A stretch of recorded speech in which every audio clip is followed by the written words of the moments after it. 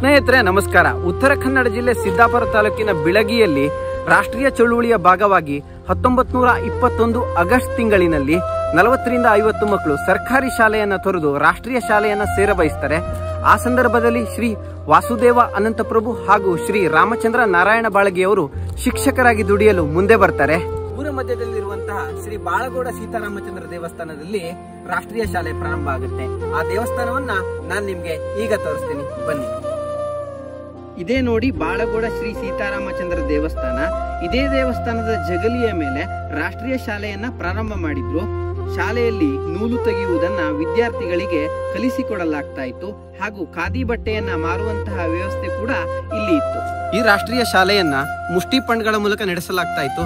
ಹಾಗಾದ್ರೆ ಮುಷ್ಟಿ ಫಂಡ್ ಅಂದ್ರೆ ಏನು? ಈ ವಿಡಿಯೋವನ್ನ ನನ್ನ ಹಲಸಿನ ಮನೆ ಯೂಟ್ಯೂಬ್ ಚಾನಲ್ ಅಲ್ಲಿ ಹಾಕಿದ್ದೀನಿ, ದಯವಿಟ್ಟು ಹೋಗಿ ನೋಡಿ.